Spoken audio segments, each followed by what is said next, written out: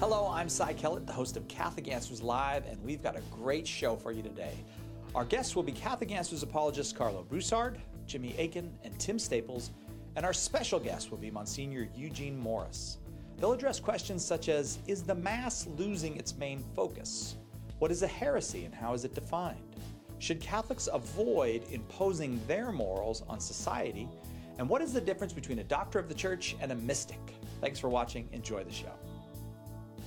Carlo, in the news recently, they passed this big abortion bill in New York. A Catholic governor signed this bill, and part of the argument for it is, as a Catholic, I oppose abortion, but I don't want to impose my morality on other people. Is this a good argument, not imposing our morality on others? Well, I think whenever we hear this assertion, right, this moral imperative, don't impose your morality, in and of itself is an imposition of morality. That's like a moral statement. Don't do this. That's right. If you mean by imposition persuasion if you mean by that to persuade another to believe your position. Okay. So it all depends on what you mean by imposition. Okay. If you mean by imposition, we shouldn't physically coerce someone to embrace our ethical claim. Yeah. Or even if it's a speculative claim, a truth about reality that's outside the boundaries of practicality and morality. But if you mean we shouldn't physically coerce someone into embracing our ethical claim, well, then we would agree with you on that, right? Except like murder, there's a distinction between to physically coerce someone to embrace our ethical claim versus to physically coerce someone to stop someone from behaving in a way that undermines the common good. Yeah. And so we have to distinguish between the threat of physical coercion that's unjust, namely to embrace our belief, and the threat of physical coercion to stop an action that undermines the common good, such as murder. Yeah. And in this particular case that you brought up with abortion, this is one case, given what we know about the human being from the moment of conception, this is an act of murder, and it's taking the life of an innocent human being, which is a chief part of the common good. And as a society, we ought to stop these actions because it violates the common good of society. It goes against our nature as human beings and human flourishing as a human society. So these are actions that should be physically coerced from being carried out. Yeah. I think we can make a good argument for that. But if you mean by don't impose your morality as, well, we shouldn't go around persuading others to embrace our ethical claims, right? If that's what you mean, well, then it's an incoherent statement or it's a double standard, because in as much as you make the moral imperative, you're trying to persuade me to buy into your belief that we shouldn't go and impose our morality on others. So if someone said to you, Carlo, you shouldn't be imposing your beliefs on others, what if you just said, I don't believe that? Then right. Then that's what you're getting at. That's right, because you're trying, but see, I would simply ask you, well, why are you imposing your belief on me? Yeah. You're attempting to persuade me to embrace your belief. Right. Well, why is it wrong for me to try to persuade others to embrace my ethical claims, but right here and right now, you're trying to persuade me to embrace your ethical claim? Right. And I think the final thing we can say to that, Cy, is that whenever we quote-unquote impose in the sense of trying to persuade others to embrace our ethical claims, that doesn't do violence to our good as human beings. It's not a violent act against our nature as human beings. We're made for the truth. And so if I perceive something to be good for us as human beings, if I perceive a certain activity to be bad for us and immoral, and I'm trying to persuade you, I'm not threatening you with physical coercion, I'm trying to persuade you of what I think is good for us as human beings, and I'm trying to persuade you to embrace that and to avoid behaviors that I think are bad for us as human beings and that aren't going to constitute to our human flourishing. That's not doing violence to you. That's actually I'm attempting to direct your belief and your life to that which is good, which is in essence an act of love. And so to try and persuade others to embrace our ethical claims in a charitable and loving way is by no means mean-spirited. In fact, it's an act of love because we're trying to lead others to that which we perceive to be good. So but the tool that is used is kind of like, well, you're a hater for trying to make people believe that, or for even saying that kind of thing. Right, because the assumption is that to try and persuade somebody to embrace your ethical claim implies that their ethical claim is wrong, and that's mean-spirited to say that somebody's belief is wrong. But that's also incoherent in the sense that you're saying I'm wrong for saying somebody else is wrong. So it's a double standard. Why can't I critique somebody's lifestyle and say that's immoral, or a belief and say that's false, but yet you're telling me that my belief that I can do that is wrong? You see? Right. So it's a double standard. So it's applying the principle. You can't go around telling people they're wrong to me, but the individual is not applying the principle to himself in the very statement of, Carlo, you shouldn't be going to do that, right? So the making of a moral imperative, you have to assess the content of that moral imperative, and if it fails its own test, well, then it's self-referentially incoherent. That's right. Amen. Don't follow moral imperatives that fail their own test. Amen to that. All right. Thanks, Carlo. All right. Thank you, Si. I feel like there's this kind of horrifies me even to say this, but I feel like sometimes there's contention in Mass, where there's certain people at Mass who have they want great preaching and great pop singing and all that, and almost like they're trying to get the rest of us to go along. And I love great preaching, and music's important and all that, but I frankly sometimes feel relieved when I'm at a Mass where there's no music.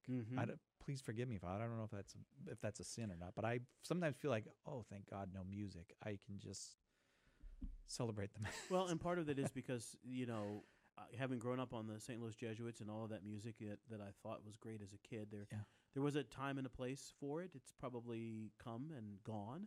Yeah. So when we're dealing with music at Mass, we're not always dealing with that which is the most edifying or even that which is the most spiritual. And for me, especially as a singer, not a musician, but a singer, not always the most accessible. So the beautiful thing about chant's accessible. Anybody can chant. I have a very narrow range, Father, and these pop songs go out of it on both ends. They do for everybody. Yeah. Even people with high ranges, whatever that might be. Yeah. So, yes, first of all, there's no sin in a beautiful low Mass where you just come and celebrate. And while I do enjoy preaching, and I'm often encouraged in my preaching, I find it just as wonderful not to have to preach. I don't particularly like preaching because you don't need to hear me. You need to let God speak to you. Yeah. Well, you have things to say. I do, but I don't think they're more important than what the Word, actually has to say. I'm never going to believe that. So you're right. So there is at times a tension that sadly we've introduced into the experience of celebrating the Holy Sacrifice. Like we're not all trying to do the same thing. Correct. That's what it feels like in Mass sometimes. And I think that sadly is the truth. We're not all on the same page. And I'll give you one more complaint. There are priests, I think, who I sometimes wonder, do they know what it is to be a minister of the sacraments? Because they seem like they're trying to cheerlead or fire us up, or, there's 7 homilies, before, as I go through the Mass, and even during the consecration, certain words of encouragement are given and all that. And do priests get, do they not know that they're ministers of the sacrament? I don't want to be unduly harsh on my brothers. I think there are a great many who do understand that. I think part of that comes from what is perceived as the expectation for them. So we're no longer, the priest isn't a celebrant of the Holy Sacrifice. He's not saying Mass. He's the presider over the community. And so even the language itself kind of encourages that, where he's facing the people, and so he's engaging them. So he has to be on fire. He has to make eye contact. I was always told when I was in, so you have to make eye contact, meaningful eye contact, which kind of becomes a little creepy, actually. You're freaking me out. Exactly. It becomes a little creepy here, But we were encouraged to do that. So I think a lot of that is what has been passed on to priests. Yeah. Without themselves necessarily even agreeing with that, but feeling that that's what they have. And then, of course, the lay faithful are being told this is what they're supposed to do when they come to Mass. So we all have been kind of fed information I'm going to disown my statements, that isn't accurate. We're operating out of inaccurate information, and yet at the same time kind of feeding off of each other because of it. A new thing I'm trying to do. trying not to commit heresy. Oh, good. And so, yeah. Yeah, it's always good to cut down on the heresy. Thank you very much. I appreciate you It's like affirming me in smoking, that. only much, much, much worse. Well, you'll end up smoking with too Well, much heresy. you Smoke can all over you. indeed, yeah. Okay, so what is it, though? What's a heresy? When am I doing it? So the word heresy has kind of gone through some changes over time. Okay. Originally, it just meant opinion or sect. And so you would have different groups of people who, like a school of thought, they would be called a heresy. But very quickly in the early church, it became used for people who were forming a sect or holding an opinion that was contrary to the teachings of Christianity. Okay. And over time, the church has developed a very refined, kind of precise definition of what a heresy is. And it's important to know that because there are a lot of people today who, on the internet, on social media websites, on blogs and stuff, just love charging other people with heresy. Yes, They'll right. say, "Oh, so-and-so is a heretic." It is fun. Well, it may In a mean satisfy kind of way. a certain, mean desire, but heresy is a real thing, and it's really serious, and that's why we need to treat this term very seriously. So we need to know what the church's actual definition for heresy is, and it's found in the Code of Canon Law. It is also quoted in the Catechism of the Catholic Church. So just about everybody should have a copy of the Catechism of the Catholic Church. Right. If you don't, buy one immediately. And while you're purchasing it, you can also get my book, Teaching with Authority. But it basically, for someone to commit heresy, several conditions have to be fulfilled. Okay. The first one is it has to be something you do after baptism. It's post-baptismal. So a Hindu's not a heretic. Hindus are not heretics. Muslims are not heretics. Jews are not heretics. In order to be a heretic from a Catholic point of view, you have to be baptized. Okay. That's the first condition. Second condition is you have to doubt or deny a belief of a particular kind, which we'll talk about. Now, by doubt, it doesn't mean emotional doubt. Okay. It doesn't mean feeling uncertain or Because things you can't like really that. control that. Yeah, you can't control your feelings. And what it means by doubt is a doubt of the will, where you say, I refuse to accept this. I don't know whether it's true or not. That I refuse to say it's true. I refuse to say it's not true. That's what they mean by doubt. Deny is obviously just saying, well, it's false. Okay? So if after baptism Got it. you refuse to believe or outright deny a certain kind of truth, then you could be a heretic. But there are a couple more conditions that have to be fulfilled. The first one is this doubt or denial has to be obstinate.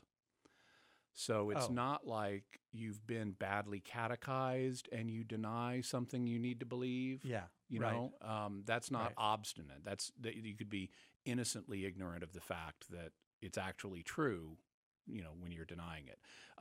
Obstinacy, and it canon lawyers will put a little bit different kind of spin on exactly what counts as obstinacy. Sometimes they'll say, like, in order to really be obstinate, you need to, like, have been warned by, say, your bishop or something. Yeah. But you need some kind of confrontation with the truth that indicates this isn't just an innocent misunderstanding or something. That makes sense. And you have to persist in your refusal to accept it or in your rejection of it. That brings us to the kind of belief that you doubt or deny in a heresy. And the way the Code of Canon Law phrases it is it's a truth that must be believed with divine and Catholic faith. Those are terms of art. What's divine faith? What's Catholic faith? Well, divine faith is the response that's called for by anything that God has revealed.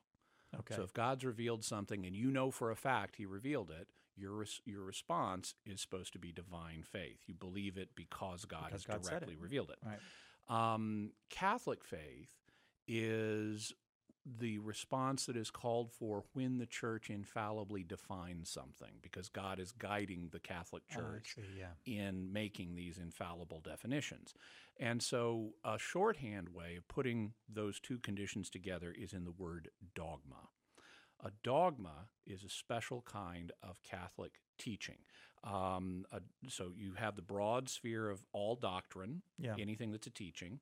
Within that, you have certain teachings the Church has declared infallibly. Mm-hmm. And then within that set, there's a smaller set that the Church has infallibly declared to be divinely revealed. That's a very select group of truths. Yeah. Okay. But that inner set, things the Church has infallibly declared to be divinely revealed, not just infallibly declared, right, but infallibly declared to be divinely revealed, those are called dogmas. And that's what the Code of Canon Law is referring to when it says a truth that must be believed with divine and Catholic faith. It means a dogma. So Jesus is a divine person. Yes, is that a that's dogma? A dogma. Okay. God has revealed that. The Church has infallibly said that God has revealed that. So say I'm a Catholic who decides I'm going with the Jehovah's Witnesses. I think that they're right about this. Well, you wouldn't be guilty of heresy if this is an innocent misunderstanding on your part because, let's say, you had horrible catechesis. Yeah. But once it's clearly explained to you, let's say by your bishop, that no, this is something that Scripture teaches and the Church has infallibly declared this. That's why it's in the creed we say every Sunday. Yeah. If you still obstinately just say, I don't buy that, I'm going with the JWs, well, then you would, at that point, count as a heretic because you've obstinately, after baptism, you have obstinately doubted or denied a dogma. But if it's not a dogma, then even if you're committing something gravely sinful by doubting or denying it, it's not a heresy. Okay. So, for example, back when he was still a cardinal, Joseph Ratzinger, later Pope Benedict XVI, pointed out that the teaching that women cannot be ordained to the priesthood is infallible, but it hasn't yet been declared a dogma. So if someone, God forbid, said, I fully know the Church says this, I fully know the Church considers it infallible, I just don't care. Yeah. I want women to be priests. Well, it wouldn't be a heresy at this point in Church history because it's not yet a dogma. It's only infallible. If one day, though, Joseph Ratzinger, later Benedict XVI, said the Church's consciousness could progress to the point that it becomes a dogma, and at that point, if you denied this teaching, then it would be a heresy. All right. So you really got to be careful. You got to make sure that someone, if you're going to call them a heretic, you got to make sure that they've been baptized, that they're refusing to believe or outright denying a teaching. They're doing so obstinately, and that the thing they're denying is actually a dogma in the proper sense. So got to make sure all those conditions are fulfilled. I appreciate that. I feel like it's not going to be that easy for me to commit heresy. Good.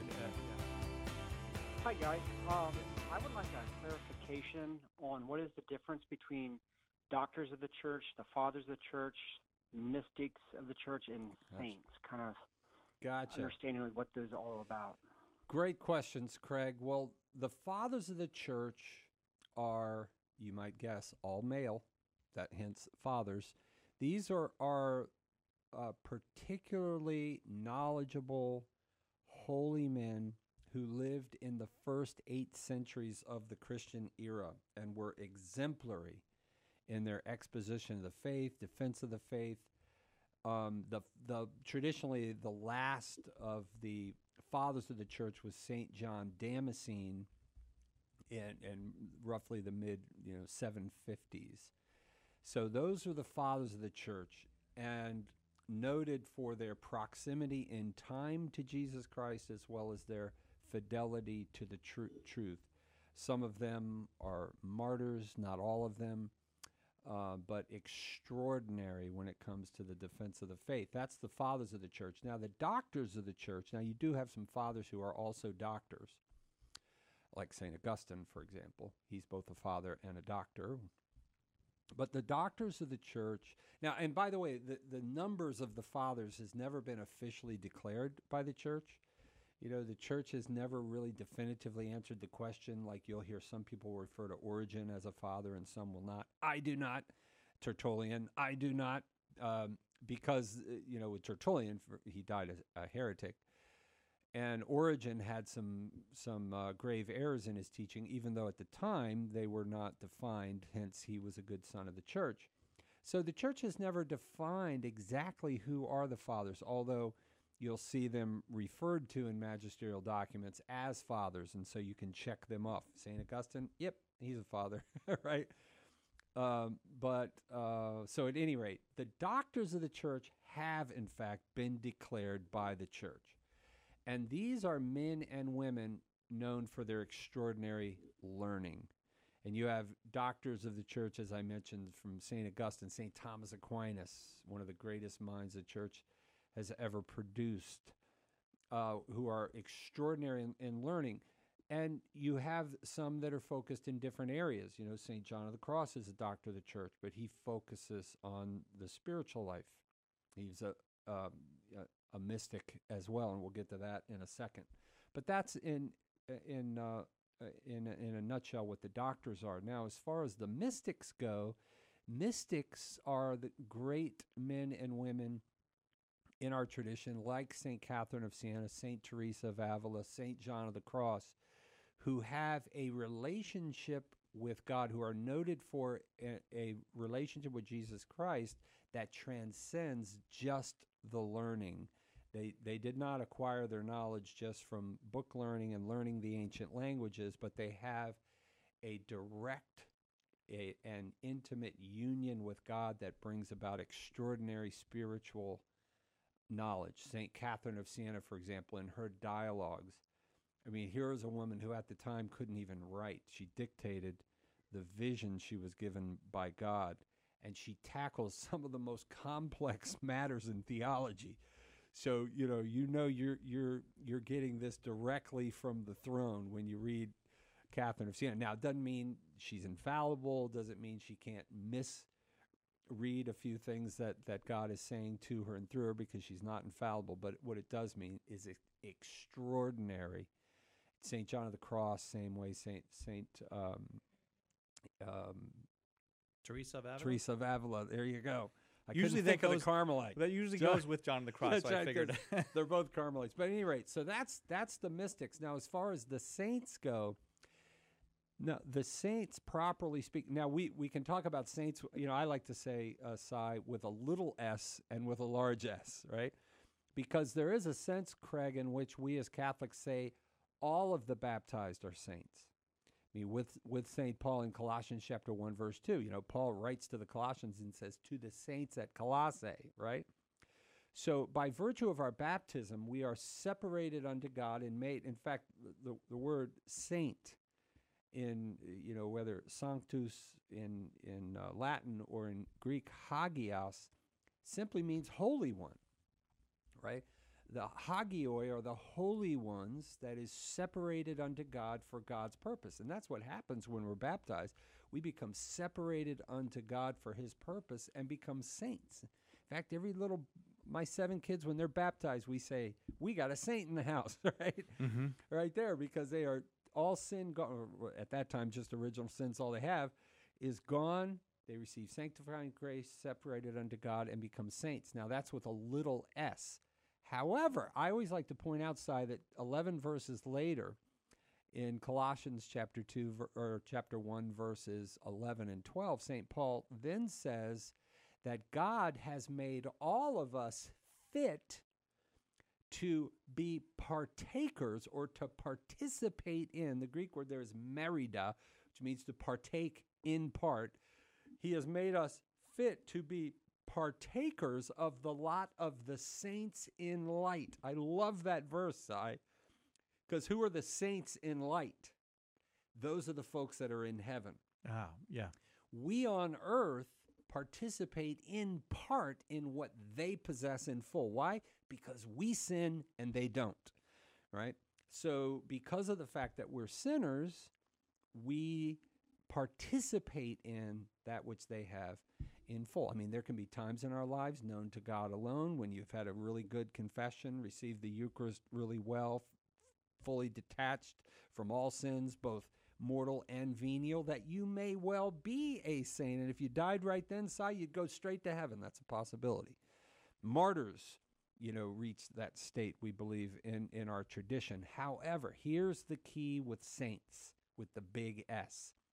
The saints with the large S are those who have been declared to be so by the church, either by popular acclamation in the early church before the advent of canonization, which started in around the year 800 roughly, or by the infallible declaration of the Pope, because a lot of folks don't know this side, but when the Pope declares a saint to be a saint, that's an infallible act of the papal magisterium. And so saints with a big S are those like Saint Therese of Lisieux, who have been canonized.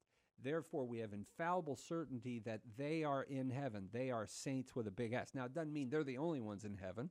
There are lots of folks in heaven, but we don't have the absolute certainty on the rest of them, so we can't, pray to them liturgically at church. We only have on the calendar, the official calendar of the church, those who have, been canonized or at least beatified, where the church declares them to be in heaven. So that's the distinctions, the essential distinctions between fathers, doctors, mystics, and saints.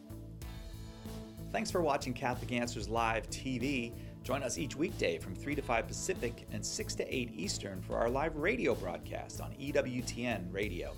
Or join us on the EWTN app. Find more videos and live streams on our YouTube channel at youtube.com/CatholicCom. Or find us on Facebook simply by searching Catholic Answers. Jesus Christ is the light of the nations, and we'll see you next week on Catholic Answers Live TV.